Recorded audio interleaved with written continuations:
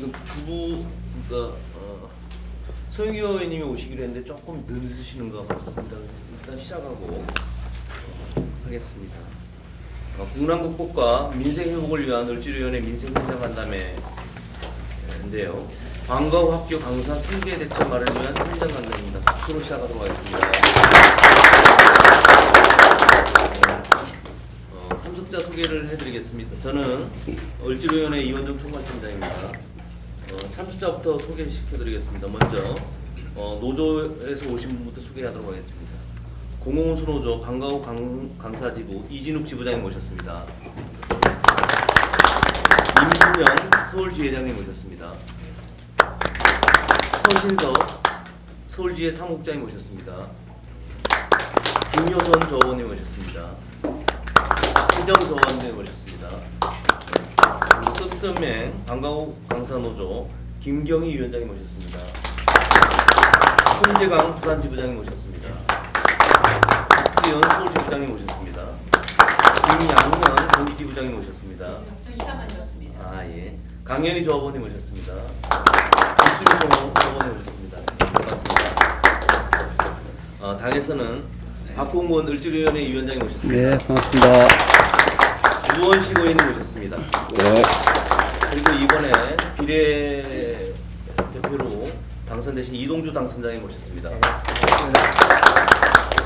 광민우 전문위원님 모셨습니다. 당에서. 네. 그리고 이제 우리 정부부처에서는 먼저 교육부 오홍석 과장님 모셨습니다. 김대진 연구관님 모셨습니다. 여기 이제 공공노사 등 교육부 교육복지정책국입니다. 그리고 고용노동부 양성필 공공노사정책국장님 모셨습니다. 권병희 과장님 모셨습니다. 그리고 박광근 과장님 모셨습니다. 그러면 먼저 을지로위원장님의 인사 말씀. 네. 예. 네, 반갑습니다.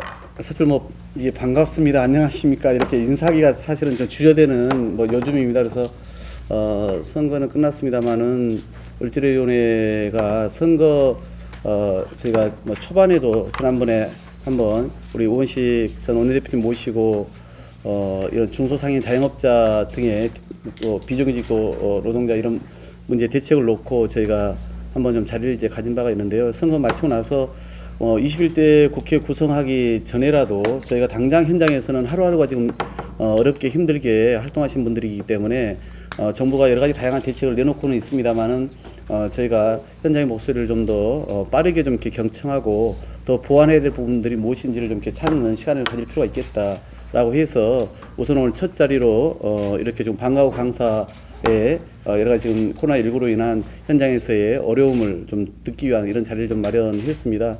저희가 이제 이 자리 이후에도 저희가 향후에 배달 앱으로 문제로 인한 지금 이 음식점들 그 자영업자들의 어려운 문제라든가 또 전시 산업 관련된 그런 프로그램도 좀 기획을 하고 있는데요. 지난번에 방과후 강사 생계 대책 관련해서는 그때도 좀 말씀들을 한번 좀 주셨고 정부도 이제 중앙정부건, 지방정부건 여러 가지 좀 대책을 세우고는 있습니다만은 좀 저희가 현장의 말씀을 이제 사전에 또 파괴본 바로는 여러 가지 채워야 될 부분들이 좀 많습니다. 예, 어서 오세요. 일 앉으십시오. 예, 우리 교육위원회 서영기 의원님 모셨습니다. 네.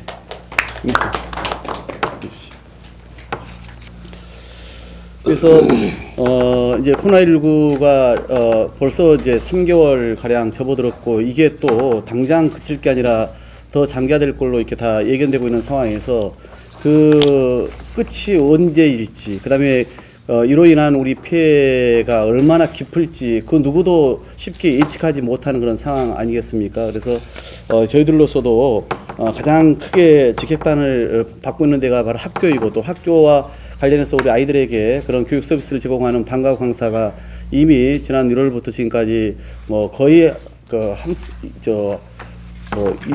조금이라도 한 푼이라도 사실 수입이 발생하지 않는 이런 상황까지 지금 발생해 있기 때문에 저희도 그 심각성을 잘 알고 있습니다. 그래서 결국은 이제 두 가지로 저희들도 봤는데요. 하나는 이제 이로 인한 실직과 무급휴직에 의해 겪는 경제적 어려움이고, 두 번째는 이제 정부가 더 살펴야 될 부분입니다만, 정부의 의지와는 다르게 각종 경제 지원 대책에서 소외될 가능성이 있다는 이 두 가지 문제라고 봅니다. 그래서 정부가 최근에 이 특수 형태 근로자와 관련해서 프리랜서에 대해서 뭐 최대 150만 원 지급하는 그런 무급휴직 신속 지원 프로그램을 마련했지만, 이미 아까 말씀드린 것처럼 3개월 넘게 뭐 실직 상태에 거의 있었던 이런 방과 강사에 대한 생계 불안을 해소하기는 충분치 않다라고 저희들도 보고 있거든요. 그래서 또 만약 5월 달에 이제 곧 계약을 한다 하더라도 다시 또 방과 후 프로그램을 해야 되는 그런 뭐 과정, 즉 바로 정상화가 즉시 되지 않는다면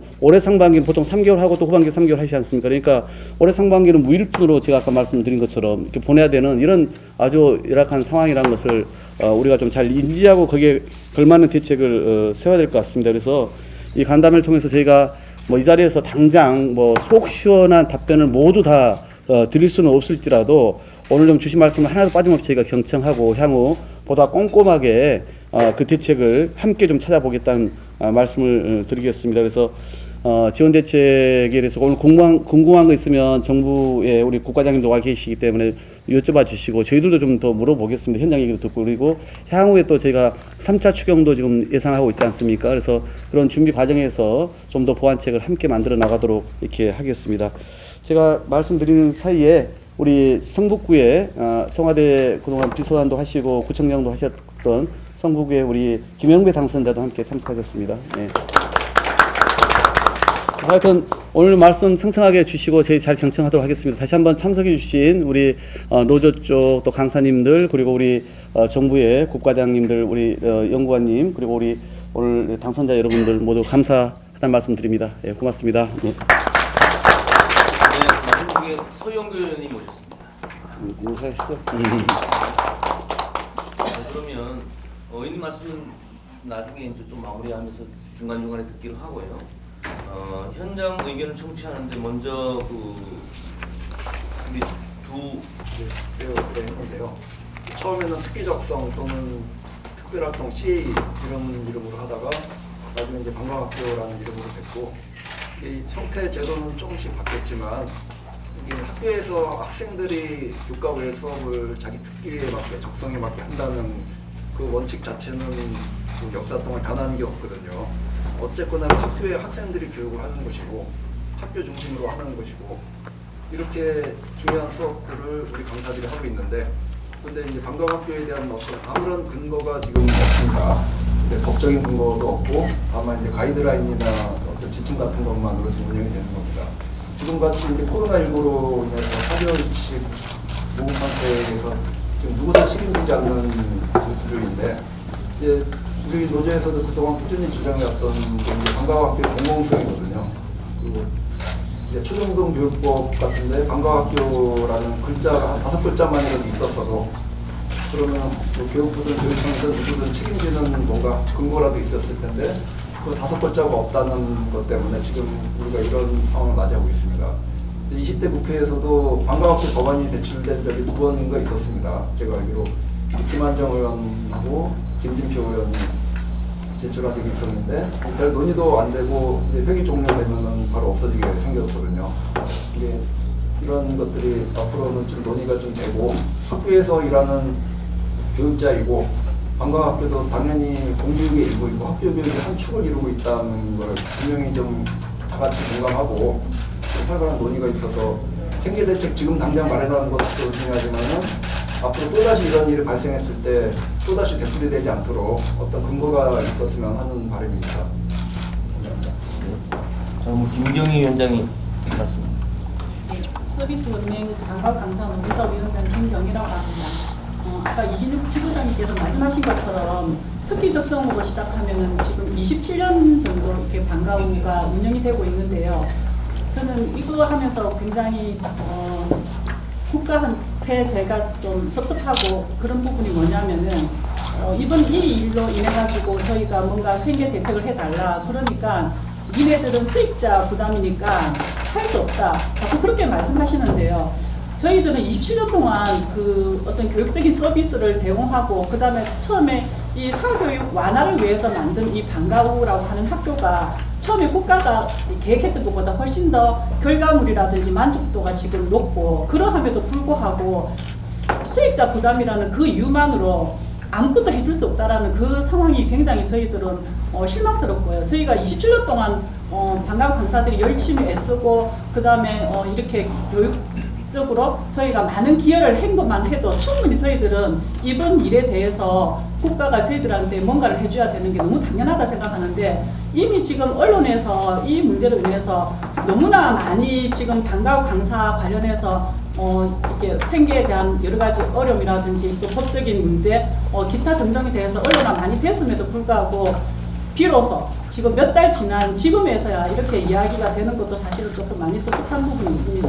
그래서 저희들도 이게 지금 단기적인 어떤 대책이 아니라 어떤 저기 법적인 뭐 위치라든지 뭐 여러 가지 사회보장적인 그런 측면 이런 게 이번 기회로 인해서 저희가 이후에도 이런 어떤 법적인 그 사각지대가 아닌 정말 교육을 하는 일원으로서 저희들이 좀 보장받을 수 있는 그런 기회가 됐으면 좋겠습니다. 이상입니다. 그러면 이제 현장 조합원님들 말씀을 좀 듣도록 하겠습니다. 저희가 이 일 생기고 나서 이천에 있는 방과후 선생님들을 좀 모집을 했어요. 상황을 좀 듣고 싶어서. 근데 이 예산을 지원한다고 해서 했는데 실제적으로 해당되는 사람이 거의 없는 거예요. 고용노동부하고 이제 그 경기도에서 이렇게 마련한 건강보험료가 너무 해당 사항이 없는 거예요. 24일, 그러니까 금요일날 이천에서는 1차를 마감을 했는데 신청한 사람이 117명이라고 합니다. 117명. 그리고 실제로 받은 예산은 뭐 50만 원이라고 했는데 경기도에서 주시는 10만 원과 이천에서 주는 15만 원을 제외하고 평균적으로 받는 금액이 7만 원에서 10만 원이에요. 네. 그러니까 왜냐면 그거를 계산하는 게 아까 말씀하셨던 것처럼 방과후 강사가 수익자 부담도 있지만 교육청 예산으로 해서 돌봄 교실이나 이런 저는 음악을 합니다. 악기 수업을 하는데 악기 수업을 하는 그 40분에 3만 원으로 책정이 되어 있거든요. 그리고 하루에 하루만 수업을 하는 게 아니잖아요. 보통 4교시나 뭐 7교시 이렇게 많이 할 때는 그렇게 하는데 저는 저의 노동력의 가치가 한 달에 하루에 25,000원이라는 거를 처음 알았어요. 25,000원 기준으로 계산을 해주시더라고요. 그러다 보니까 실제로 받는 금액이 7만 원에서 10만 원이고 2,000점만 보자면 117명이기 때문에 정부에서 고용노동부에서 주신 그 2억 5천을 거의 다 반환을 하는 상황인 거죠.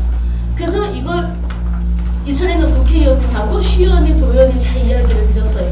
근데 이렇게 얘기를 하시더라고요. 이천시에서는 경기도가 지침을 이렇게 내리면 안 된다. 경기도에 가서 얘기를 해라. 그래서 경기도에서 오늘 아침까지 2번의 기자회견을 막 했어요. 예, 그리고 또 고용노동부에서 그렇게 뭐 정하게 예산을 지자체에 맞게 쓰면 된다라고 자율적으로 해도 된다라는 이야기를 저희 동네에 그 미래통합당 송석준 국회의원님이 지난주에 고용노동부 장관님하고 통화를 하셔가지고 얘기를 해주시더라고요. 그런데 아무도 이 문제를 해결해주는 사람이 없는 거예요. 여전히 그러니까 이게 특별 재난이잖아요. 저희는 이럴 때부터 수입이 0원이거든요.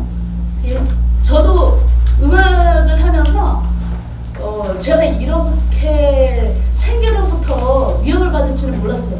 순간적으로 폭동이 생겨나더라고요. 폭동이 괜히 일어나는 게 아니라 와 이거 선생님들이 더 이상 대출 받을 것도 없고 저는 저한테 갖고 있었던 보험 하나마저 4월 말에 다 해약을 했어요. 예, 그래봤자 받은 돈은 280만 원이지만 280만 원으로 이제 이거 어디까지 더 버텨야 될까? 이런 게 현실적인 문제고요. 하나는 이런 게 있습니다. 농촌 지역은 차가 없으면 불가능해요. 이동이.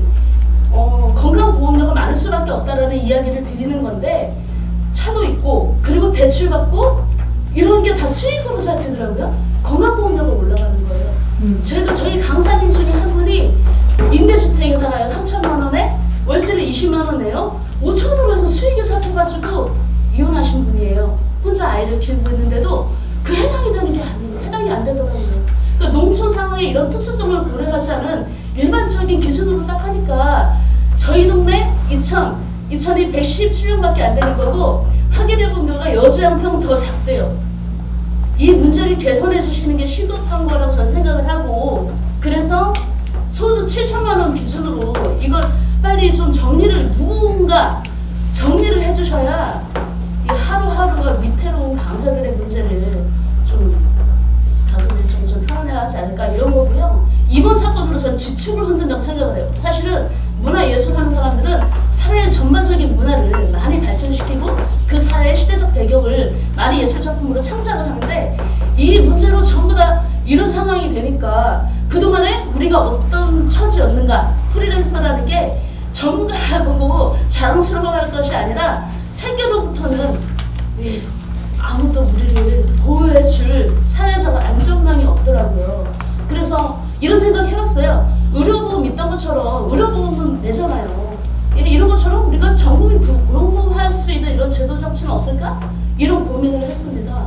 앞으로 뭐 이 코로나 이런 사회적 질병 문제가 얼마나 더 갈지 제 생각에는 더 많이 나오겠지 줄어들지는 않을 것 같은데 이런 문제로부터 뭐 고용에 대한 불안감을 좀 해소할 수 있는 방안이 모색되었으면 좋겠다는 생각입니다. 이상입니다. 네, 고맙습니다.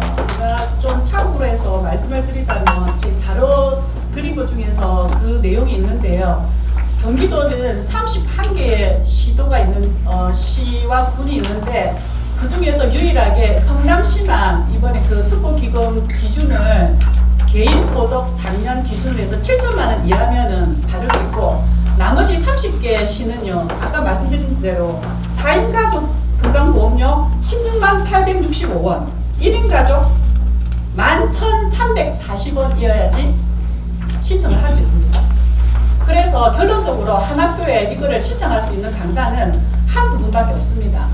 저희가 1차 신청은 이제 끝이 났고 이제 곧 5월 10일부터 2차 4월 달 거를 신청을 해야 되는데 이거 하기 전에 이 기준 완화해 달라고 경기도에 있는 저희 조합원들이 각계 투쟁을 하고 있는데 지금 두세 명이서 한 선생님들이 지금 일자리 그 센터 찾아가고 시의원 찾아가고 국가에서 안 해주니까 강사들이 지금 거기 쫓아다니고 있어요. 이거 완화시켜 달라고. 정말 이거를 뭐 고용노동부나 지자체에서 어떤 기준으로 이렇게 만드셨는지 모르겠는데 이거는 정말 생색내기 받게 되지 않습니다. 저희들한테 이게 희망 고문이지 이게 무슨 저희들한테 도움이 되겠습니까? 그래서 이번 기회에 정말 지금 2차도 남아있고 그 다음에 그저께 또 발표하신 거 50만 원 이것도 이렇게 또 될까 싶어서 강사들이 정말로 불안해하고 있는데 제대로 이게 정말 저희들한테 필요한 부분을 해주셔야지 이렇게 아무렇게나 던져놓고 국가는 니네들 위해서 생계 대책을 했다. 정말 이런 정책은 저희들한테 아무 도움이 되지 않거든요. 그래서 2차 부분, 그 다음에 3차 부분은 정말 현실성 있게 현장에서 저희들한테 도움이 될 수 있도록 그렇게 다시 좀 기준을 완화해 주셨으면 좋겠습니다. 이상입니다. 제가 그 부분에 대해서 조금만 말씀 더 드리겠습니다. 저는 부산 지부장 손재갑입니다. 부산은 처음에 고용노동부 1차 지원 때 그 중위소득 100%의 의료보험 기준을 적용했습니다.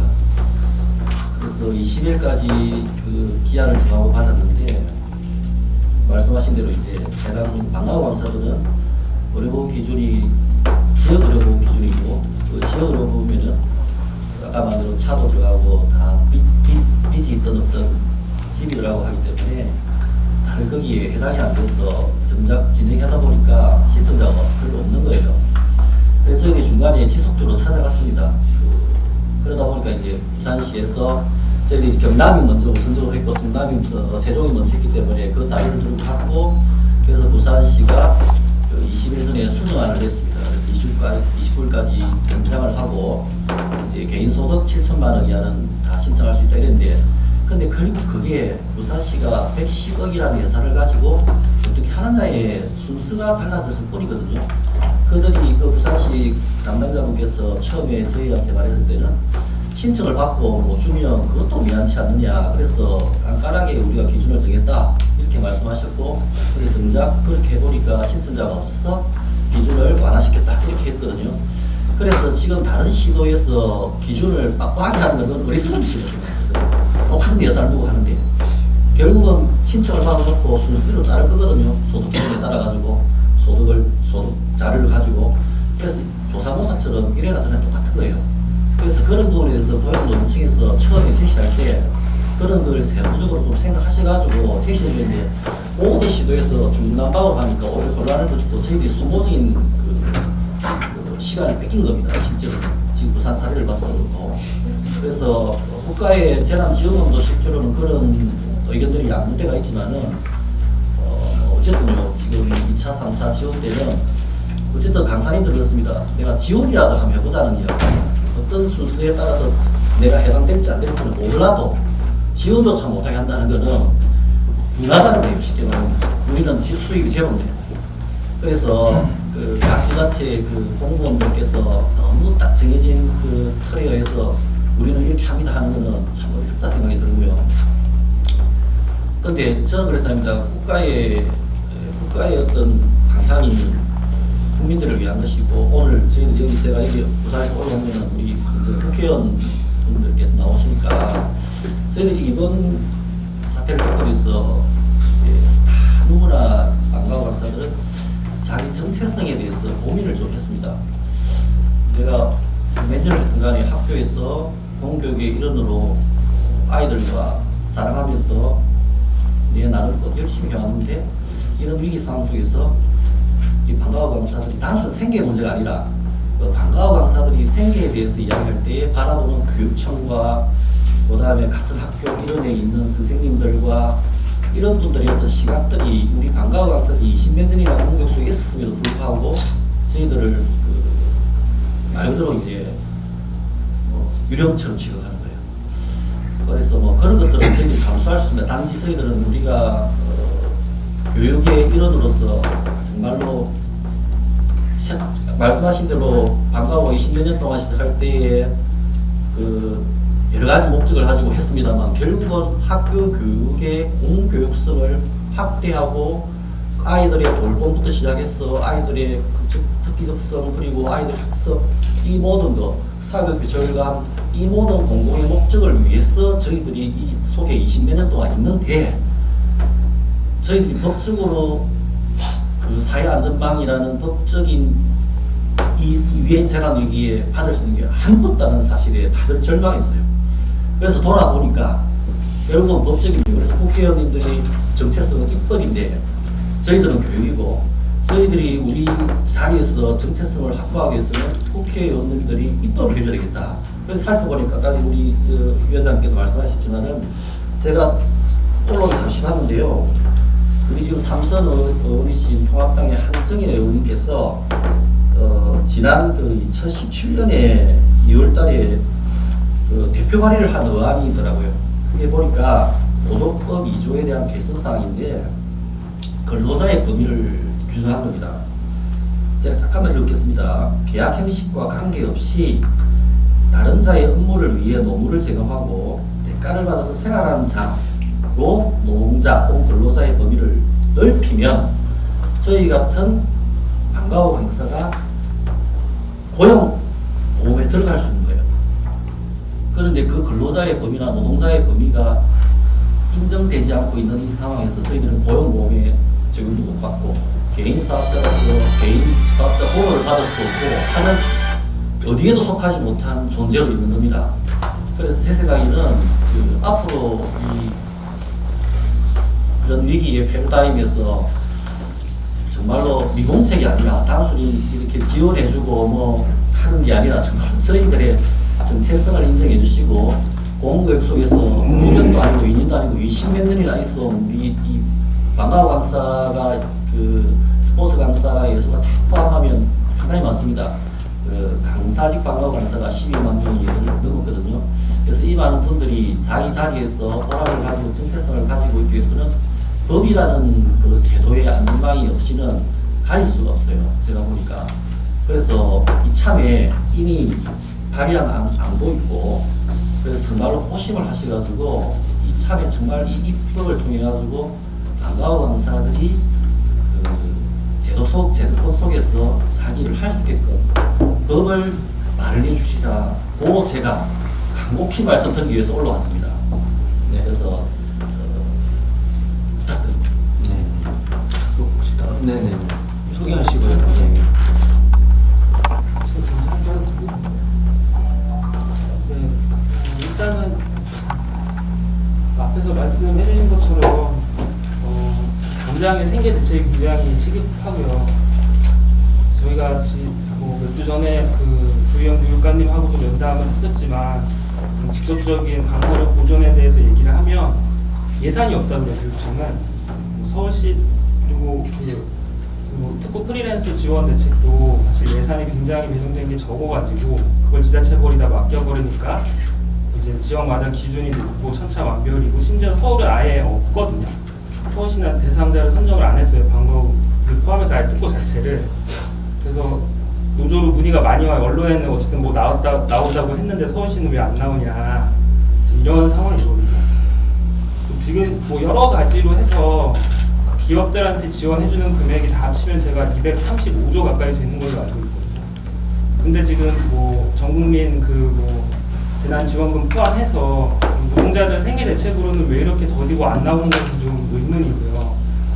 이런 돈들을 좀 충분하게 저희 같은 노동자들을 위해서 좀 써야 되지 않나 이런 말씀을 먼저 드리고 싶고, 그 다음에 이제 어쨌든 이 코로나 사태가 이번으로 끝나는 게 아니라 언제든 다시 뭐 2차 유행이 올 수 있다 이런 얘기가 지금 뭐 전문가들 입에서 많이 나오고 있고, 사실 그것뿐만이 아니라 저희가 그동안에도 강사들은 뭐 각종 뭐 태풍이 왔다, 뭐 미세먼지가 심하다 이런 이유들로 해서 학교에서 휴업을 하면 저희는 그냥 그거에 대해서 다 환불하고 무급이 되는 적이 한두 번이 아니었어요. 그래서 이런 형태의 구조를 사실 바꿔놓지 않으면 지금과 같은 유사한 일이 터질 때마다 강사들은 생계 곤란을 겪을 수밖에 없는 지금 구조이거든요. 그래서 제가 뭐 언론이든 뭐든 기회가 있을 때마다 교육청이 원청이라는 얘기를 하고 있어요. 요새 이게 코로나 때문에 가장 잘 드러났던 게 뭐냐면, 지금도 뭐 교육부나 뭐 이런 데서 학원들 쉬라고 얘기는 하지만 휴원율이 거의 10% 20%인 걸로 알고 있습니다. 근데 저희는 교육부 명령에 따라서 100%다 지금 이렇게 쉬고 있고 그 안전을 위해서 쉬고 있고 그것 때문에 무급인데 아무것도 지금 대책을 내놓지 않는 게 저희를 특수고용 노동자라는 이유로 교육청이든 뭐 노동부든 정부든 우리 책임 아니다라고 하는 이 형태를 뭐 교육부든 교육청이든 책임지는 구조로 바꿔놔야 된다라는 거를 좀 분명히 말씀을 드리고 싶어요. 저희가 뭐 하다못해 그 강사료도 거의 10년 가까이 정체 상태고 강사들이 재계약이 불안하니까 올려달라는 얘기를 할 수가 없어요. 뭐 어디서 수업할지, 몇 시에 무슨 요일에 수업할지, 수강생을 몇 명을 받을지 이거를 저희가 스스로 정하지 못하는데 무슨 자영업자라고 해놓는 건지 도무지 이해가 안 된다는 말씀을 드리고 싶고, 이렇게 저희에 대해서 정부 차원에서 책임을 안 지니까 또 무슨 일이 생기냐면 학교에서 방과후 학교를 운영하는데 여러 가지 행정적인 일들이 필요한데 업무가 많다고들 해요. 이거를 학교에 그냥 교사들이 부장교사로 한 명 선정을 해서 일을 합니다. 학교 코디가 있지만 코디는 또 뭐 비정규직 정규직 전환 문제 때문에 시간 제한이 있어서 또 업무 시간이 제한돼 있고, 그 업무가 엄청 많다 보니까 교사들 사이에서 업무 부담 때문에 원성이 높고, 그러니까 이 업무를 넘기려고 업체 위탁을 한다는 경우가 많습니다. 공교육 안에 민간 위탁이 들어오는 거예요. 외주화가 들어오는 형태인 거죠. 이것 때문에 학교 구성원들 사이에 갈등이 유발되고 있는데, 이런 형태의 고용 구조를 유지하는 한 이런 식의 학교 구성원 간의 갈등을 낳을 수밖에 없다라고, 이 책임은 분명히 이런 형태의 고용 구조를 유지하고 있는 거에 있다라고 말씀을 드리고 싶고, 그래서 끝으로 의원님들이 오셨으니까 지금 21대 국회가 사실 개헌 빼고는 다 할 수 있는 의석수를 확보하셨다고들 언론에 많이 나오던데, 분명히 좀 저희에 대한 이런 고용 형태를 교육청이나 교육부가 책임질 수 있는 형태로 바꿔야 된다라고 충분히 할 수 있는 지금 의사도 확보를 하셨으니까 분명히 좀 해주시라. 그걸 안 하면 이제 남 탓을 더 이상 하실 수는 없다고 보거든요. 그래서 좀 그런 부분들을 분명하게 해주시면 좋겠다라는 말씀을 좀 드리고 싶습니다. 네, 소개하시고 소속 얘기. 경기도 소속 박희정이라고 합니다. 제가 이 직업을 택한 지는 한 30년 정도 넘었고요.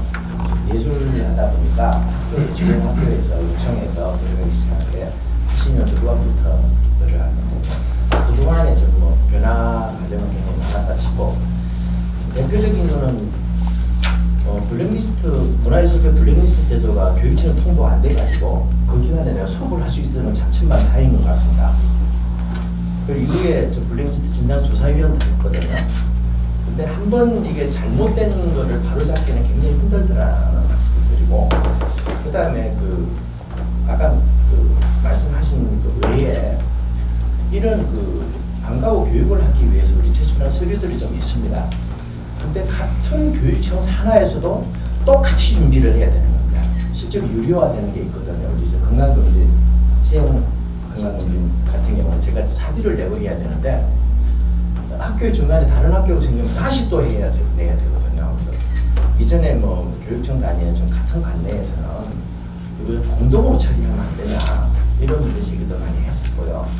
그 다음에 그거에 반대됐던 게 외부학. 오히려 관리 책임을 교육청에서 안 지고 그냥 업체에다 맡기는 방식이 제일 최악이었던 것 같습니다. 그러니까 이 부분이 교육의 하나의 공공적인 부분이라고 한다 그러면은 좀 이 부분에 대한 어떤 자긍심이라도 좀 가질 수 있는 이런 제도 그리고 한 시기에 짧은 시기에 저희들 대부분 그런 경우지만 어떤 지금 정규 교사분들이 하고 계시는 부분에 보완적인 역할을 좀 하고 있다고 생각이 듭니다. 근데 그 맡고 있는 과정들이 하루이틀 교육받는다고 그 교육을 할 수 있는 경우들이 아니거든요. 좀 전문적 특수한 경우들이 많으니까 이 부분들이 좀 공교육 개념으로 좀 안으로 들어올 수 없는가 이 부분이 앞으로 좀 해결이 좀 돼야 될 것 같고 그 다음에 서류 같은 경우에도 교육청에서 교육 주관하는 부서에서 그 서류 같은 경우 초기에 철저하게 검증해서 이분이 수업을 이런 수업 할 수 있다라고 한다면 그게 좀 한 번 제출하면 꾸준히 이 사람은 몇 년간 했다 확인받을 수 있도록 했으면 좋겠는데 저 같은 경우에도 제가 몇 년 했는지 확인서를 받을 때는 없습니다. 사실은 제가 처음에 갔던 학교들을 보면 다 정년퇴직들 하셨더라고요. 그러니까 이런 부분들이 예산을 올려달라 이런 부분이 아니라 이 일에 가치를 좀 인정해달라는 것입니다. 그리고 거기에 대한 어쨌든 지원 절차는 최대한 간소하게 되지 않을까. 그리고 저도 농촌 지역에 살다 보니까 그런 문제가 생기더라고요. 왜 우리 집은 돈을 벌지도 못하는 집인데 왜 어려움이 이렇게 많이 나와서 장거 신청도 못하게 하느냐. 우리 아이들이 이제 그런 단어가 있었거든요. 그 실제로 보니까 어쨌든 시골이니까 자가가 있고 집이 있고 이러니까 그게 예상 못한 숫자로 많이 나오더라는 거예요. 이런 부분들이 좀 현실화되지 않는 거. 사실 저희들이 어떤 구체적인 대안을 제시하면서 이렇게 해달라고 요구할 수는 없습니다. 그거는 우리 거기에 대해서 이 제도에 대해서는 비전문가들이에요. 각자 하고 있는 교육에서는 전문가일지 모르겠지만 우리가 제도를 만들거나 이럴 정도의 모습에 전력을 할 수 없는 좀 안타까움이 있습니다. 이런 부분들에 대해서 좀 여기까지 말씀드리겠습니다. 저는 방과후 강사로 일하고 있는 김여선인데요. 제가 지금 방과후 일을 하고 있는 지는 20년이 넘었어요. 올해는 1년째인데 지금 공예 분야에서 미술 분야에서 지금 일을 하고 있고요. 말씀하신 것 덧붙여서 흐름을 일단 국회의원님들이랑 다 보시니까 한번 흐름을 말씀드릴게요. 처음에는 시혜 활동으로 시작했고요.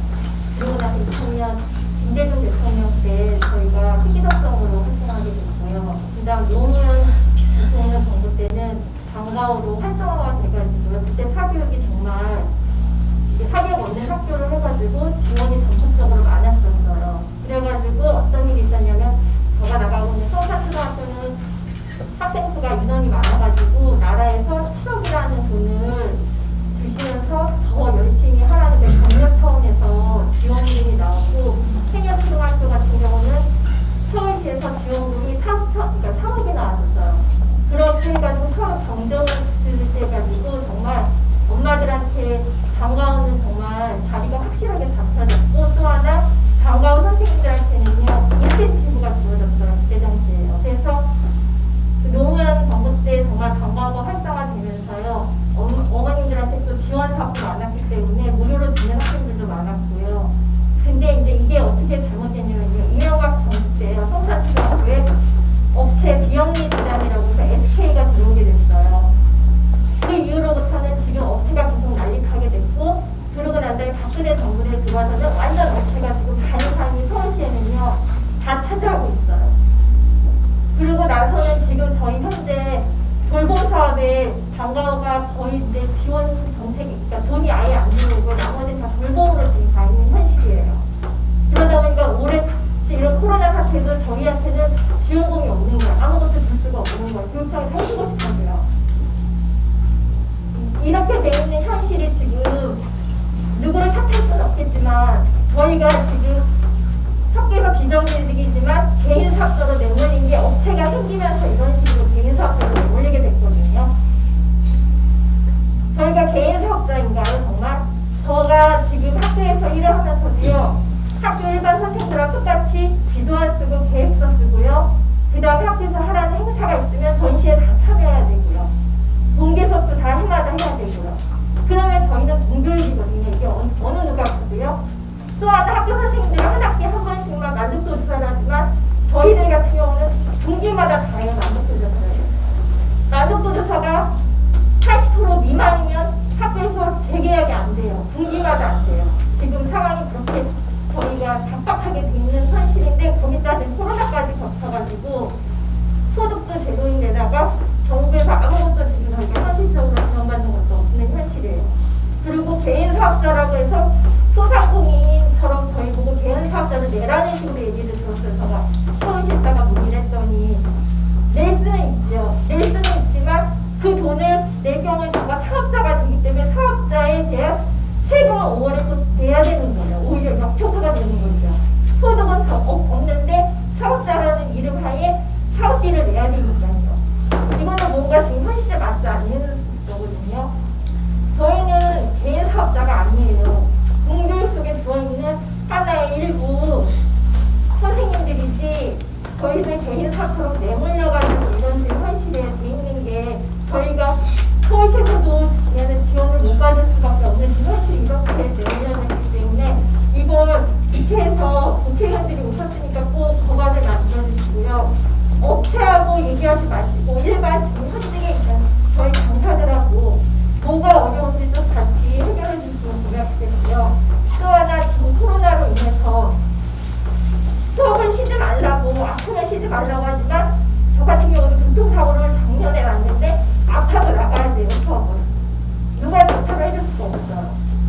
제가 요일별로 매일 5일을 피워도 그거를 대타를 해줄 수가 없기 때문에 아파도 나가야 되는데 지금 당장 코로나에 사회가 벌이라고 두면서 아프면 쉬라고 하는데 거기에 대한 대책이 아무것도 없어요.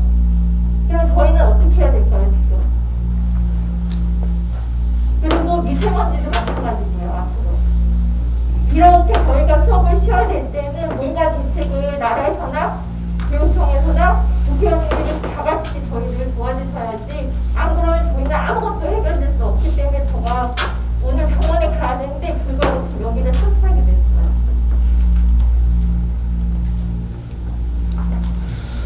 좀 정리를 좀 하겠습니다. 좀 정리 간단하게 해주시고요. 근데 교육부에 오신 분들도 노동부에 오신 분들도 의원님보다 아마 많이 들으신 얘기일 것 같아요.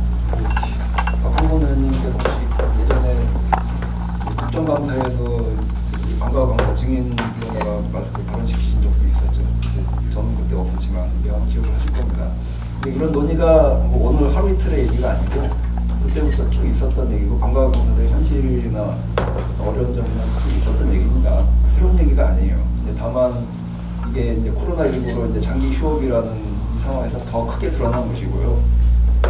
이렇게 이제 재난 상황이 왔을 때 약자의 근거가 없이 일하는 약자들의 어떤 상황들이 이렇게 드러난 것이고요.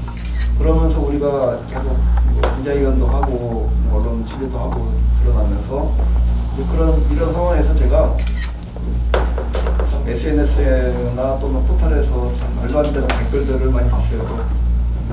특히나 방과후 강사가 무슨 뭐 노동자냐, 뭐 어떤 건지 대충 짐작은 되시죠.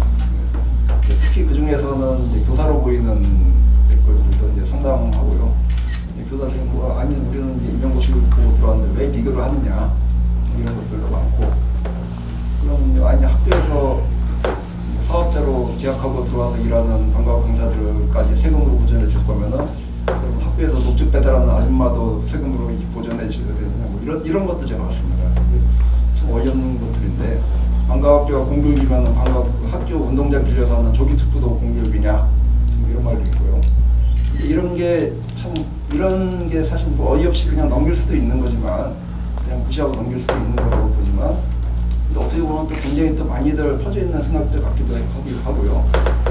그래서 저는 이제 어떤 사회적인 대화가 좀 필요하다고 보거든요. 교사들이나 학부모들이나 어떤 교육 시민단체나 이런 사람들 사이에서 방과학교라는 어떤 주제를 가지고 공감대가 형성되지가 못하다는 것 같습니다. 근데 제가 아까 말씀드린 것처럼 방과학교 법안이 제출된 적이 있었는데 여러 번 논의조차 되지 못하고 방과학교 법안까지 만들어서 교사들에게 또 부담을 줘야 되느냐 이런 논리로 또 반대를 하고, 반대 때문에 또 논의조차 되지 못하고 20대 국회 종료되면은 또 없어지게 생겼습니다. 그래서 이제 어떤 사회적인 대화의 자리나 공론화의 자리가 저는 꼭 필요하다고 생각을 하고요. 누구든지 공감할 수 있고, 방과후 강사들도 저는 당연히 학교에서 꼭 필요한 교육을 하는 교육자고 공교육의 일부를 책임지고 있는 사람들이라고 생각을 하는데, 그렇게 생각하지 않는 사람들이 많기 때문에 그런 겁니다. 그래서 법안을 만들고 또 사회적인 제도를 고치는 것도 좋지만, 그러기 위해서는 그게 좀 추진력을 갖고 앞으로 나가기 위해서는 대화의 자리가 꼭 필요하지 않을까 생각을 하고요. 제가 이제 그 자료에는 이제 몇 가지를 썼습니다. 건강보험료 기준이라든가 이런 것들, 어떤 제약들의 장벽에 가로막혀서 무엇도 못하는 사례들이 너무나 지금 많고, 아까 선생님들이 여러 사례들을 말씀해 주신 것처럼요. 건강보험료 같은 경우는 이 제도 개선에 대한 요구들이 오래전부터 항상 있었죠. 이 제도가 불합리하다, 부담금 기준이 이런 좀 개선해야 된다. 우리뿐만 아니라 여러 사회 전반에서 아마 얘기들이 많이 나왔을 겁니다. 알고 계시고, 근데 그런 논의들이 이제 진전이 되지 못하다 보니까, 특히나 이제 차가 요즘은 차를 거의 뭐 많은 사람들이 다 가지고 있잖아요. 근데 지금 뭐 차가 있어서 건강보험료 확 올리는 기준은 아마도 제가 짐작하건데 차가 별로 없을 때, 차가 어떤 그 특권층의 소유물이라고 인식이 됐을 때 그때 만들어진 기준이 아닐까 저는 그렇게 짐작을 하는데, 그러다 보니까 이렇게 많은 사람들이 차 가지고 있다는 이유로 또는 집이 있다는 이유로 건보료가 높게 책정돼서 혜택을 받지 못하는 게 아닌가 그런 것들 생각이 들거든요. 근데 이제 복지부도 그렇고 노동부도 그렇고 또는 뭐 여가부도 그렇고 어떤 복지 대책들이 나오더라도 저도 이제 그런 장벽에 가로막혔던 적이 굉장히 많이 있었어요. 무슨 예를 들어서 뭐 근로장려금이라든가 그런 거 이제 하나하나 보더라도 건강보험료 기준이라는 게 항상 있었습니다. 그런데 이게 이제 건강보험료 기준이라는 이 근거 자체가 정말 이게 타당하지 않다는 걸 우리가 이제 지금에 와서야 인식을 하게 됐고 공감을 이제 조금씩 하게 된 것 같고요. 그래서 다른 이제 그게 이제 특급 프리랜서 지원금에서 이제 지역별로 차이가 있지만 다른 지역에서는 어떤 소득 금액을 기준으로 한다든가 건강보험료 떼고 이런 대안들이 지금 많이 나오고 있잖아요. 그래서 건강보험료 기준도 좀 다시 좀 재고를 하고, 그리고 어떤 복지 대책에 있어서 그 기준을 세우는 데 있어서 건강보험료나 산재보험, 고용보험 이게 편하게 어떤 근거를 확인할 수 있는 그냥 보험료라는 그런 것만 가지고 들여다볼 것이 아니라 실제 일하는 사람들의 소득을 한번 들여다볼 수 있는, 생활을 들여다볼 수 있는 그런 근거가 좀 다시 좀 재정립했으면 하는 생각이 듭니다. 그럼 교육 하실 말씀? 네. 지부장님께서는 공공문수로를 방과후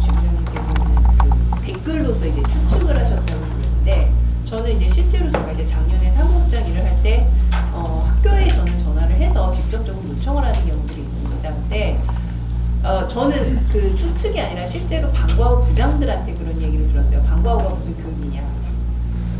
부장이 저한테 그렇게 얘기합니다. 방과후 교장이. 제가 모 학교 부장인지 지금 말씀드릴 수 있는데 방과후는 교육이 아니라 사업이다. 저도 많이 들었어요. 예. 직접 저한테 얘기를 한 거예요.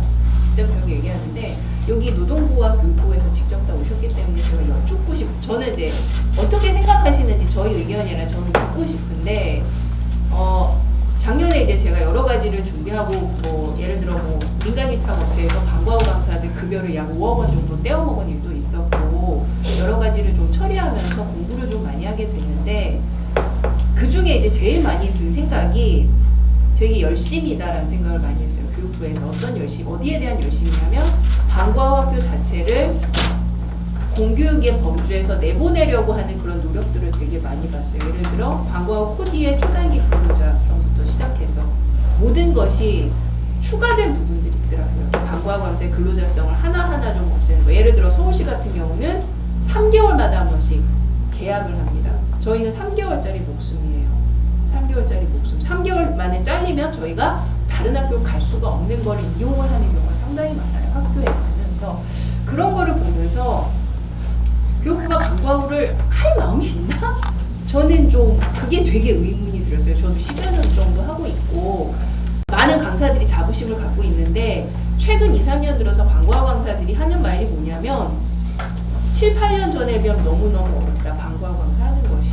다른 일을 우리가 해야 되나라는 질문을 저에게 하는 거예요. 그래서 저도 그 말을 저도 대답을 하기 어려워요. 그래서 저는 좀 이 부분에 대해서 교육부에서 방과후 강사를 차후에 계속 운영을 해나가실 생각이 있으신지 만약에 없고 그냥 민간 위탁을 주던지 뭐 지자체에서 알아서 하던지 이렇게 하고 싶어요라고 말씀해 주시면 저 강사님들한테 얘기할 거예요. 야 교육부가 할 마음이 없으니까 우리도 하지 맙시다. 학원 갑시다. 돈 많이 벌게.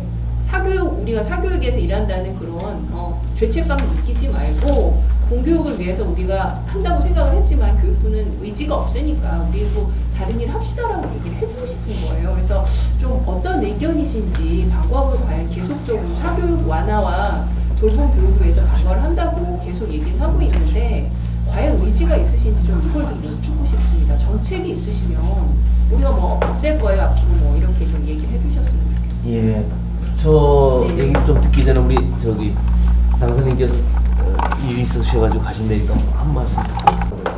제가 좋아하고 존경하는 의원님께서 제가 사실은 국회의원 같은 거 되면 꼭 한번 와보고 싶었던 자리이기도 하거든요. 그래서 와서 그냥 왔고요. 사실 이게 굉장히 중요한 지방자치 영역에서의 고민이기도 합니다. 그래서 저도 이제 성북구청장을 8년 하면서 굉장히 고민했던 영역 중에 하나거든요. 그래서 이제 아이들 돌봄 문제도 그렇지만 교육이 어디서 어디까지일까, 그리고 이제 또 교육도 자치로 되어 있는데 교육 자체하고 이게 이제 구청장이나 서울시장하고 이게 어디가 어디까지가 책임일까, 이런 영역들. 그래서 교육도 뭐 중립이라고는 하지만은 선거를 하잖아요. 그리고 대통령이 임명하는 자리니까 대통령 정당 소속이고, 교육의 중립이라는 게 뭘까?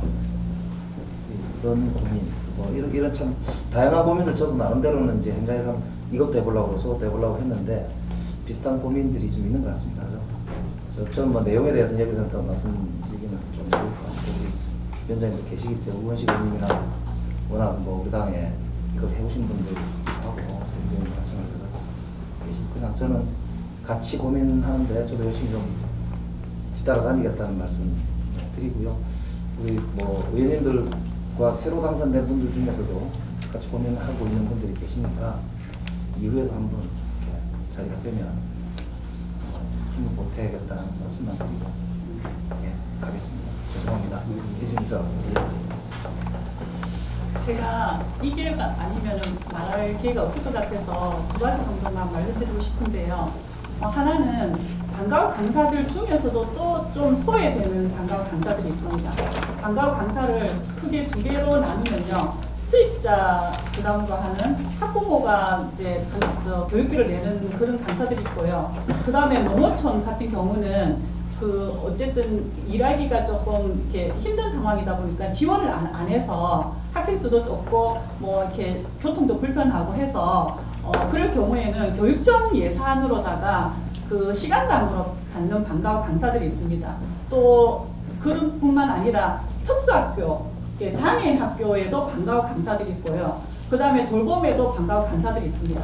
이런 방과후 강사들은 수입자 부담이 아니고요. 국가 예산으로 이게 하시는 분들이고, 그리고 어떻게 보면 그분들은 학교하고 계약이라기보다는 교육청 계약이라고 볼 수 있는데요. 이번 코로나 사태가 일어나서 뭐 우리 같은 경우는 뭐 간사료를 보전해 달라 이러면은 니네들은 수익자 부담이니까 그거는 좀 이게 좀 힘들지 않느냐 그렇게 말씀하시는데, 그러면은 이미 예산이 다 편성되어 있는 그분들은 왜 안 해주시는지 정말로 교육부에다가 여쭙고 싶고요. 그분들 돈이 많지도 않습니다. 심지어 특수학교 방과후 강사들 같은 경우는요, 제주도 같은 경우는 시간당 2만원, 2만 5천원 받습니다. 부산은 3만원 받고요. 이게 10년 이상 오르지가 않았어요. 아시겠지만 일반인을 가리키는 것도 아니고 장애인을 가리키는데 어떻게 이게 10년 동안 3만원일 수가 있습니까? 그걸 저희가 부산의 그 특수학교 대상으로 해서 2년 동안에 이거를 강사를 올려달라고 했더니만 계속 이미 예산이 끝났다, 내년에 두고 보자 했는데 또 안 해주시더라고요. 그런데 이 코로나가 일어나고 나서 정말로 어떻게 보면 방과후 강사들은 교육청을 믿고 나라를 믿고 계약을 한 건데 개인적인 어떤 이유로 인해서 수업을 못한 것도 아니고, 그러함에도 불구하고 이분들 배제하고 있는 거는요, 이거는 정말로 직무유기라고 생각하고요. 그런 분들 앞으로 수업할 수 있겠습니까? 그래서 이 부분은 예산이 이미 되어 있는 방과후 강사들은요 100% 아니면요 일부라도 해주셔야 됩니다. 이거는 정말 양심이 있으시면요 해주셔야 되는 부분이고요. 이왕이면은 그런 특수학교 방과후 강사들 강사료 인상해 주십시오. 그리고 제가 한 가지 또 말씀드리고 싶은 거는 제가 지금 머리가 조금 짧은데 작년 저희가 4월 10일 날 그 노조 필정을 6월 10일 날 노조 필정을 저희가 신청을 했는데 원래 3일 안에 필정이 나와야 되는 거 아시지 않습니까? 근데 계속 무슨 이유에서인지 고용노동부는 근로자성이 부족하다고 서류를 더 첨가해라 해서 제가 100가지가 넘는 서류를 냈거든요. 그런데도 계속 이게 안 되면 안 된다 이렇게 말씀하셔야 되는데 안 된다 말도 안 하고 계속 이게 나오지가 않아서 제가 11월 달에 머리 삭발식을 했습니다. 그 이후로도 여전히 아무 말이 없습니다. 근데요, 저희는 당연히 어쨌든 학교에서 수업을 하고 있기 때문에 교육청을 상대로 해서 면담을 해야 됩니다. 이건 교습이 아닙니다.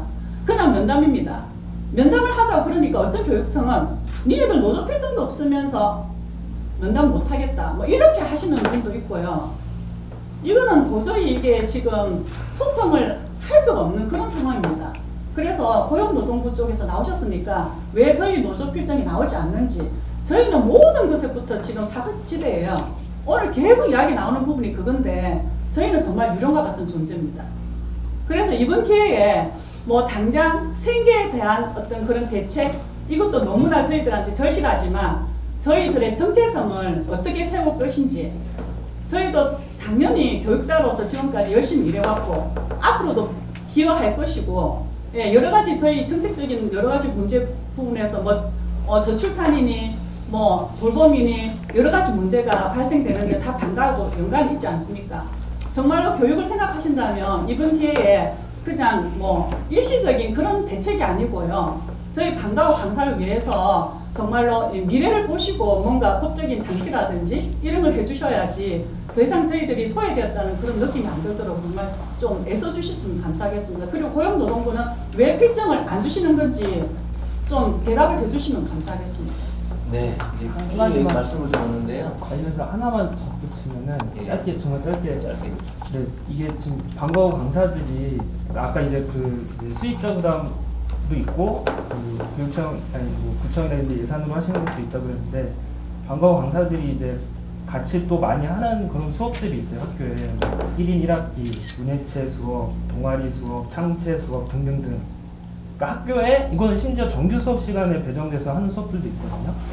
저도 올해 그런 학교가 몇 군데 있고 작년에 했고, 그러니까 이거는 교육청인지 구청인지 예산이 내려와서 하는 거고, 그러니까 그러니까 학교에서 이런 식의 필요할 때마다 전부 다 그걸 다 지금 비정규직으로 갖다 쓰고 있는 건데 거기에 또 웃긴 건 뭐냐면은 주 15시간 이상 쓰지 말라고 해요. 정규직 넘어갈까 봐 그런 것 같아요.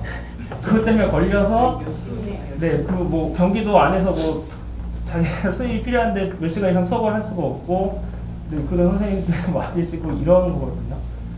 이런 분들 지금 당장 생계 문제도 이건 뭐 책임질 것도 있는 거고 어제 말씀하신 것처럼 이런 분들에 대한 어떤 장기적인 뭐 안정적인 고용 방안을 좀 논의해 주십사.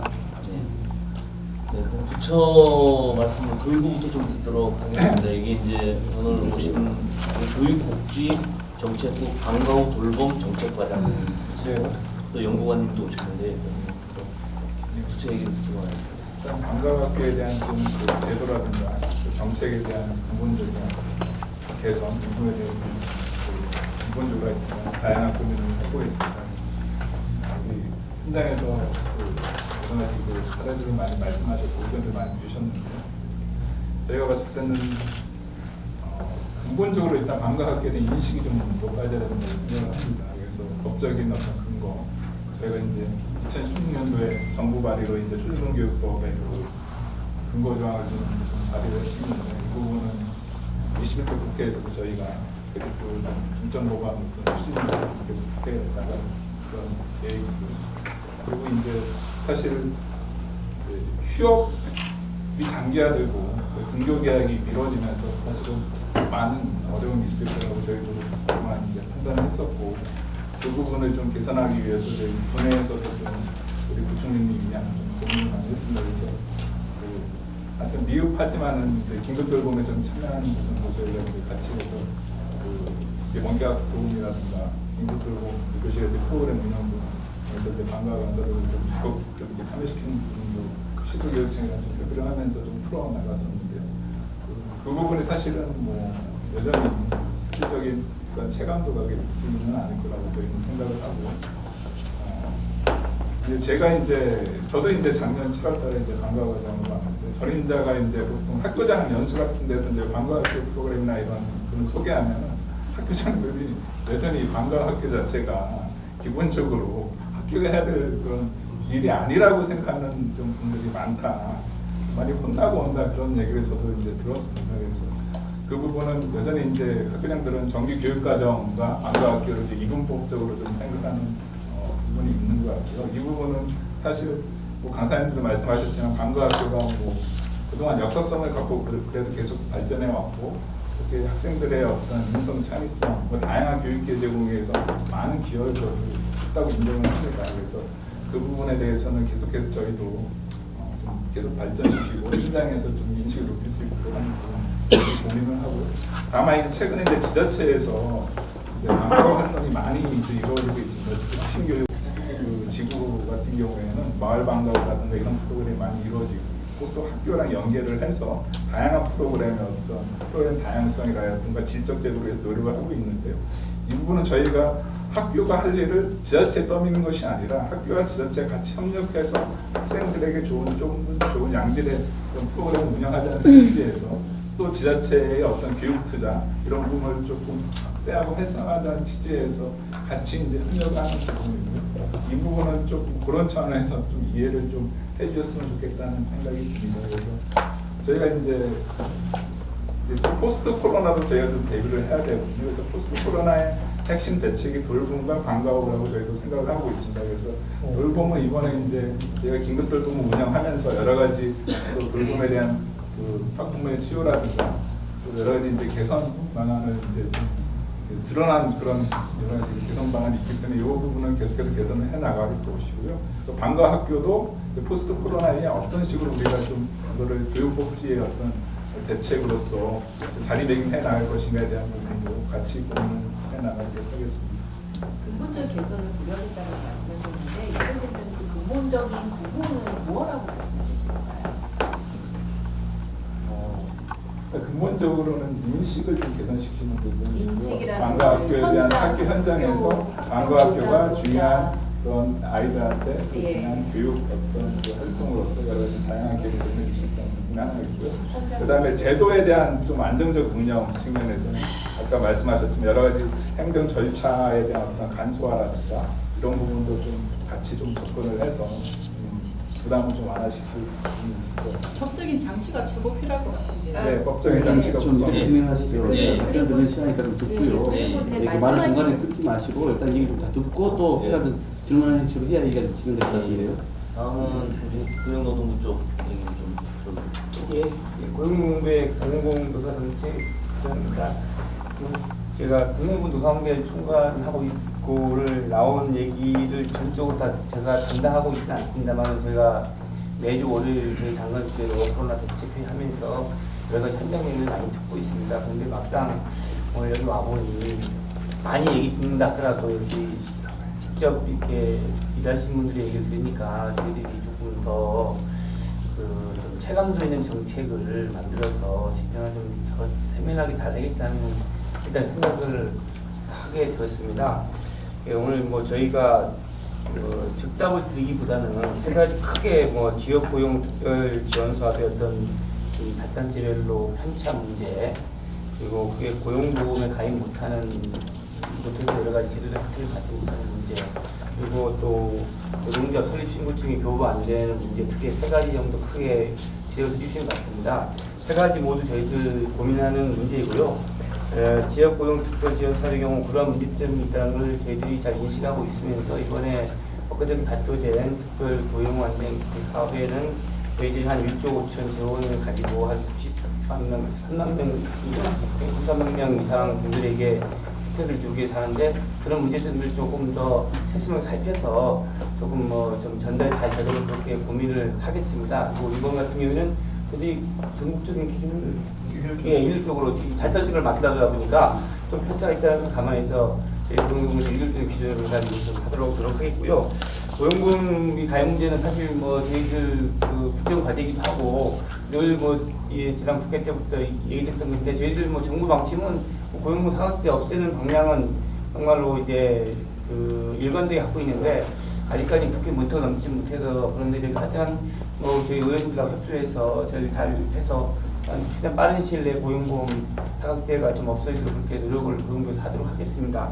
그리고 노동자 설립직원이 문제 사실 한 몇 개의 어떤 특수고용 형태에 있는 분들이 설립직원 문제가 지금 저희 고용노동부에 지금 걸려 있습니다. 사실 그래서 담당국장이 이번 주 월요일도 업무 보고하면서 참 여러 가지 부담도 있고 어려움도 있지만 일단 빠른 시간 내에 이 문제를 해소하겠다고 장관님께 보고를 하는 걸 제가 옆에서 들었습니다. 그래서 오래 걸리지는 않을 것 같고요.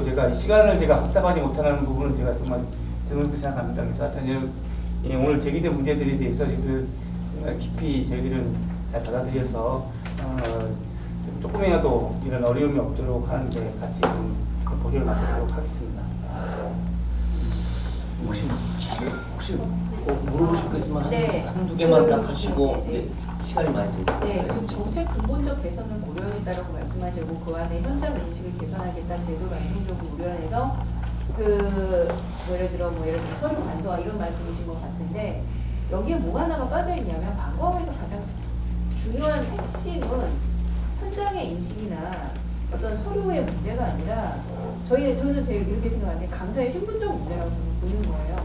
20년 동안 강사는 강사 근로계약서에서 저희는 지금 위수탁 계약서를 쓰거든요. 재작년까지는 제가 갑을 계약서를 썼다가 갑을이라고 하는 게 교장이 갑이야라는 게 좀 불편하셨는데 위수탁으로 좀 바꾸셨더라고요. 언어는 순화는 했지만 갑을 관리에는 그대로입니다.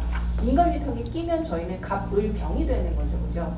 그래서 이 부분에 대한 혹시 이게 근본적 문제라는 생각은 안 하시는지, 이게 근본적 문제라고 생각하지 않으십니까? 요 정도로 네. 하시고요. 이게 이제 여기서 다 대답할 수 있는 건 네. 아닌 것 같아요. 문제부터 지금 하시고요. 마을학교 아까 교육부에서 말씀하신 것처럼 잘 되어 있다고는 했지만 지금 서울시는 잘 돼 있는 지역이 몇 군데밖에 없어요. 그리고 외곽으로 지금 어느 정도 사는 중에서는 잘 안 되는데 안 되는 이유가 뭐냐면요. 강사 선생님들을 학부모 인수로 하는데 전문성이 있지 않은 사람들을 고용할 수밖에 없어요. 그 이유는 나라에서 지원의 금액이 너무 적어요. 저도 거기에 처음 이거 설립할 5년 정도 처음 설립할 당시에 저도 거기 참여했다가 이건 아니다고 말씀을 드렸어요. 왜냐면 전문적으로 저처럼 20년 넘게 된 사람들이 그 수익 100만 원도 안 되는 금액 갖고 나눠서 임기를 1년을 쓰라고 하는데 그 예산 갖고는 공사를 할 수가 없거든요. 재료비 50만 원 주고 1년 동안 쓰라고 하는데 어느 누구도 그래서 작년에 저가 또 다시 한번 갔더니 5년이 지난 지금 현재도 똑같은 거예요. 제자리거든요. 마을 학교는. 그거는 중고등학교 학생들 외곽인 아이들, 청소년, 노년, 여고 활동 이런 쪽으로는 발달이 되고 지금 초등학교에서는 거의 이게 지금 활성화가 되고 있지 않는 현실이기 때문에 그리고 학부모님들은 학교 안에서 하는 활동을 안전하다고 생각하지 학교 밖에 있는 거를 직접 거기까지 가서 하는 거 원치는 않거든요. 그래서 포인트를 잘 잡으셔서 마을 학교를 기획을 해야 되는데 그게 아니라 학교 옆이면 괜찮겠지라는 생각을 했는데 그게 다 안 됐었어요. 학교 안에서 이루어지는 수업만이 어머님들은 안전하다고 생각하기 때문에 그런 쪽으로 조금 더 신경 써주시면 감사하겠습니다. 네. 교육부는 좀 이제 현장의 목소리를 아까 그 수업 자리는 아니니까요. 간담회 같은 거 통해가지고 충분히 현장의 목소리를 들으실 필요가 있을 것 같습니다. 그래서 향후에 또 그런 자리를 좀 만들어서 그렇게 좀 하시길 바라고요. 고생하시고 너무 힘드신데 마음부터 참 미안한 감이 없지 않아 있고요. 좀 더 신경 쓰겠습니다. 그리고 아까 말씀하신 그 고용보험 사각지대 문턱을 넘지 못하는 부분은 제가 한번 또 할 수 있는 방법이 있는지 다시 볼 테니까요. 저에게 좀 주시고 그래서 저희가 좀 추진할 수 있게 굳이 방과후 선생님들만이 아니라 모든 그 사각지대에 있는 사람들에게 고용보험 사각지대를 없애는 것은 아주 꼭 필요한 게 아닐까 모두 다에게 이런 생각이 들어서요. 좀 우리 전체가 추진해야 될 내용인 것 같아서 좀 더 한번 해보도록 하겠다 이런 말씀을 드리고요. 그다음에 당신들도 어려우신데 우리는 그렇다고 치더라도 장애인들을 위한 것은 바로 좀 책정되었던 것이니까 줍시다라고 하는 부분에 대해서 다시 한번 또 더 생각해서 그 부분들을 같이 이야기할 수 있으면 좋겠고요. 사실은 지금 재난과 같은 상황이기 때문에 평범한 상황은 아닌데 또다시 여러분들 얘기를 들을 수 있어 다행이라고 생각하고 그 다음에 학교 공교육을 활성화하기 위해서 꼭 필요한 구조 아이들이 그 학교 수업이 또 끝나고 방과후 선생님들과 같이 하면서 하는 그게 얼마나 의미 있게 있는가가 있음에도 불구하고 방과후 선생님들은 다른 사람들보다 자격증이 없어서 그랬을까요? 하여간 교원 시험이 아니어서 그런지 몰라도 어쨌든 상당히 많은 걸 힘겨움에도 불구하고 아이들 교육을 위해서 일한다고 생각하고 자부심으로 하고 있어 왔으리라 생각합니다. 그렇게 느꼈고요. 이렇게 봐왔고 근데 뒤로 가서는 고통스러워하는 걸 많이 봤거든요.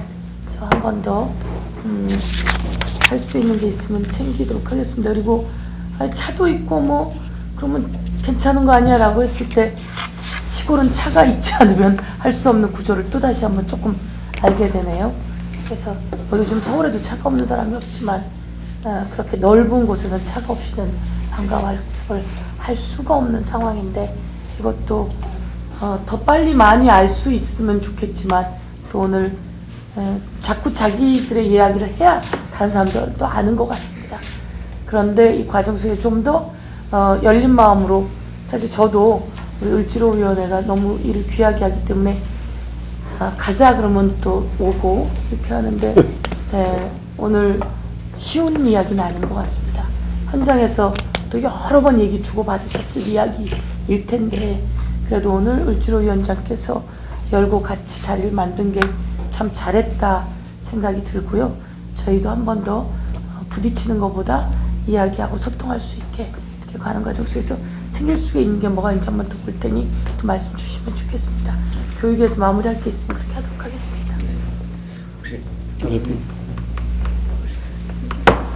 네, 저는 이제 더불어시민당에서 소상공인 분야 비례대표로 이번에 당선이 돼갖고 아직 당선이 있은 분입니다. 그래서 조금 더 의원님보다는 자유롭게 열어놓고 저도 이제 현장에서 상인운동을 하다가 한 15년 하다가 이제 소상공인 목소리를 대변하기 위해 들어왔는데 그 지역의료보험상에 그러니까 저희들도 이제 소득을 그 기준으로 해갖고 지원을 받거나 어떤 이런 부분들이 있어서 항상 보면 지역 의료보험을 따지게 되는데 거기에 보면 이제 말씀하셨던 것처럼 부동산이라든가 이런 자동차들이 들어가다 보니까 정말 자기가 순수하게 가져가는 자기 봉급 말고도 자산이라는 것들이 껴갖고 지원 대상에서 배제되는 것들이 좀 많이 있더라고요. 그래서 제가 이제 서울시랑 같이 일할 때 그 유급 상병제도라고요. 특고나 이런 1인 소상공인들이 몸이 아파서 문을 못 닫거나 아니면 이제 건강보험 그 진단을 받으러 갈 때도 하루 생활임금 8만 얼마에 해당되는 것들을 이제 지원하는 조건을 만들 때 자동차 같은 거는 장사용이 아니면은 생계용으로 끌고 다니는 거는 다 제외하도록 했거든요. 그래서 서울시 유급상병제도에서는 그런 자동차와 관련된 조건을 없앴어요. 사실은 그런 어떤 지금 코로나 시기에 정말 우리 대통령도 말씀하셨듯이 우리 국민들이 모든 이런 긴급한 재난 지원을 받고 이런 부분들에 대해서는 좀 창조적으로 그런 부분들을 좀 과감하게 좀 정부에서 좀 노력을 해서 바꿔줄 수 있으면 좋겠다라는 생각 들고, 전 사실 저희 애들 둘이 그 공동 육아 협동조합을 나와갖고 저희 예전에 이제 혁신지구 초등학교에서 그 방과후 돌봄학교 저도 이제 경험을 했고 많이 했기 때문에 여러분들이 말씀하셨던 내용들에 대해서는 공감을 많이 하고 있습니다. 그래서 저는 일단 뭐 당선인이기 때문에 우리 같이 이제 서영교 의원님이나 이런 21대 구성되는 분들하고 오늘 주셨던 말씀 잘 기록을 해놨습니다. 그래서 그 방법들을 좀 찾아갔고 계속 어떤 현장에서 요구하시는 철학적인 부분서부터 제도 개선에 대한 문제까지 적극적으로 검토하도록 하겠습니다. 네, 여러분들 그 이야기 잘 들었습니다. 27년씩이나 있으면서 이렇게 유령처럼 취급받고 있다라고 하는 말씀이 마음에 와서 깊이 박히네요. 초중등교육법에 방과후 학교라고 하는 용어를 집어넣음으로 해서 해결될 수 있는 부분이 많다고 그 말씀을 하시는데, 그렇게 되면 이제 공교육의 한 영역으로 이렇게 보장이 되어지는 것이니까, 사회적으로 인정되어지는 거니까 그거에 따른 여러 가지 그 권리와 책임 이런 것들이 있겠죠. 근데 이미 정부에서도 하자고 하고 의원들 입법을 통해서 법안이 제출됐음에도 불구하고 계속 그대로 그 통과되지 못하고 있는 거는 매우 문제가 있다고 보여지고, 21대 국회에서 20대 국회는 이제 이미 끝났기 때문에 21대 국회에서는 반드시 통과시키겠다. 지금 말씀하신 대로 누구 핑계댈 일은 아니다 이렇게 생각합니다. 단지 이제 우리가 학교 현장을 보면서 늘 어려움이 있어요. 지난번에 학교 비정규직 법안을 저희 을지로위원회에서 비정규직 노조들하고 해서 성안을 해서 지금 장관으로 있는 유은혜 장관 명의로 해서 대표 발의로 해가지고 법안을 제출했다가 교사하고 또 교사 지망생들로부터 엄청난 저항을 받아서 법안을 진행시키지 못한 그 예가 있습니다. 그래서 그런 법안을 취소할 때 그 또 비정규직들과 충분히 협의를 했는데 거기에서도 불가피하겠다 이런 판단이어서 함께 동의를 받아서 취한 적도 있는데, 그런 갈등의 문제를 어떻게 잘 정리해 갈 거냐, 그 문제가 또 무관하지 않은 문제라고 보여져서, 그렇게 하기 위해서는 지금 오늘 많이 제기하셨던 방과후 교육의 공공성 또는 그러니까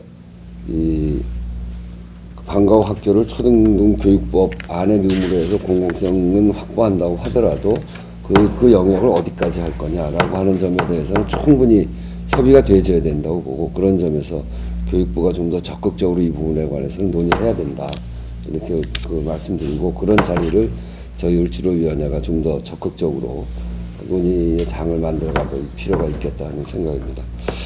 또 하나는 우리 전국 방과후 학교 강사 지부나 이렇게 오늘 간담회 때 제안한 것 중에 긴급 생계 지원금이 모두 돌아가도록 해야 된다. 뭐 그나마 지금 생계 대책으로 내놓고 있긴 합니다만 지역별로 대상의 편차가 크고 대상에서 제외되는 사각지대가 많다. 이 점은 이렇게 되면 안 될 것 같아요.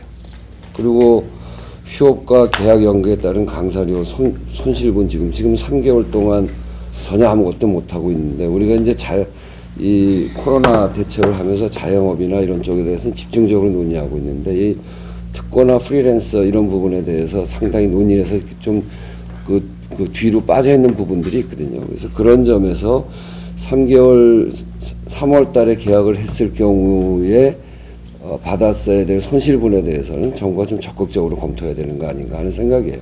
그런 점에서 이런 오늘 제기한 문제들에 대해서 지금의 그 제기되어진 생계대책을 비롯한 최소한의 보장받아야 될 이런 부분들에 대해서는 정부가 적극적으로 검토해 주기를 저희도 말씀드리고요. 그리고 근본적인 제도 개혁에 관해서는 충분히 협의할 수 있는 그런 자리를 만들어 가십시다 하는 말씀드립니다.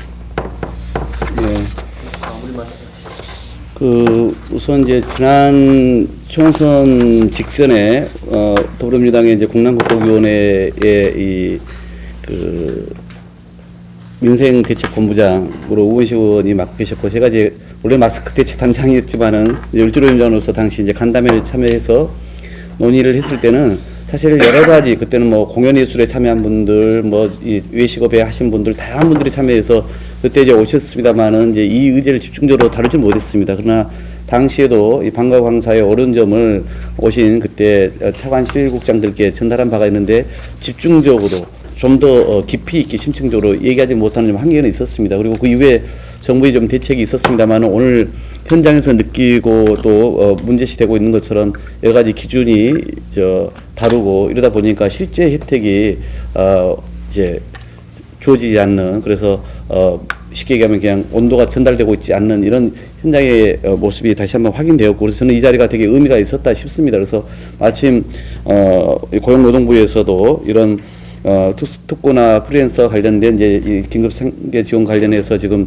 일률적인 기준을 이제 마련하겠다고 하시니까 여러분들께서 오늘 우려하신 그런 부분들이 충분히 반영해서 보다 시급하게 지원될 수 있게끔 저희들도 챙겨 나가겠다는 말씀 드리겠고요. 더불어서 오늘 이제 고용보험 부분에 대해서는 아까 마침 이제 부산에서 올라오시면서도 법을 보셨다고 하는데 이제 더불어민주당은 이번 총선 공약에 사대 보험 확대를 저희 공약으로 분명히 다시 넣었습니다. 그래서 산재보험은 현재 이제 임의가 가입을 의무가입으로 이렇게 해나갈 거고 고용보험 부분은 이제 한정혜 의원이 말씀하신 것처럼 대표 발의가 지금 되는 상태인데요. 그동안 이제 뭐 야당에서 그동안은 하여튼 예를 들어 보험 설계사 같이 그런 삼성화재 이런 데 같은 경우는 이제 그렇게 근로자성을 인정했을 때 갖는 부담, 뭐 향후에 뭐 노조 설립 등등 이런 이유로 이걸 강하게 이제 막고 있었던 것인데요. 말씀처럼 이제 국회 환경도 좀 달라졌고 우리가 공약으로 내세운 만큼 어떤 식으로 이것은 설득해 가야 한다고 저희도 생각을 하고 있습니다. 그래서 이런 문제가 그런 과정을 통해서 많이 좀 풀리지 않을까 하는 생각이고요. 그래서 이제 산재보험의 조항을 우리가 이제 인용할 경우에는 특고의 문제 같은 경우도 직장 가입자로 해야 한다는 게 이제 우리 당의 입장이기 때문에 그렇게 좀 저희가 좀 풀어볼 수 있는 여지가 생기지 않을까 이 말씀을 드리겠고요. 그리고 이제 노조 필증 미교부와 문제는 오늘 장관님 보고 하시겠다고 그랬으니까 한번 좀 잘 챙겨보시기 바랍니다, 같이들. 그래서 그 문제 좀 신속하게 좀 답변을 주시기 바라겠고 오늘 이제 정작 여러분께서는 당장의 생계 대책보다 이제 보다 구조적이고 본질적인 이런 제도적 개선 이야기를 하실 걸로 저도 알고 왔습니다. 왜냐하면 제가 초선 때 교육위원회 4년을 하면서 비정규직 학교 비정규직을 담당하는 을지로위원회에서 책임의원이었습니다. 그렇기 때문에 그때 현장에서들 많이 배웠었고 관련된 뭐 현안이나 정책도 많이 챙겨왔고 예산이나 특히 이제 이 방과후 학교의 운영과 관련된 법을 제가 별도의 재정법으로 사실 발의를 2016년도에 냈고 다시 2015년도에가 냈고 그다음에 다시 또 냈던 거죠. 그런데 그건 정부도 반대였고 국회 전문위원들도 이게 별도의 법으로 만드는 것은 여기는 이제 소위 의무교육을 규정한 초중등교육법이 있는데 그게 옳지 않다라고 하는 논리에 막혀서 사실은 더 진전이 안 됐던 것입니다. 그런 거고 그 이후에 이제 지금 정부도 또 다른 의원도 이제 초중등교육법에 이 부분을 이렇게 명시를 하자 방과후 학교에 대해서 이렇게 이제 이야기는 되는데 이 부분 좀 더 속도를 못 낸 점이 분명히 있었습니다. 그러나 그 부분은 저희가 이제 향후에 좀 챙겨나가 보겠습니다. 오늘도 이제 정부도 다시 한번 입법을 좀 추진하겠다고 하는데 다만 그 안에서 이제 제안된 법은 주로 이 방과 후 학교에 대한 그런 국가적인 계획 수립이라든가 또 이 운영 계획을 좀 이렇게 뭐 마련하는 거라든가 이 방과 후 학교에 대한 지원 센터를 만드는 거, 그래서 전문 여기에 그 가를 거기에 배치하는 것 이런 등등의 이제 그런 내용이 골자였었는데요. 지금 이제 정부가 하는 내용하고 좀 다릅니다. 제가 냈던 법은.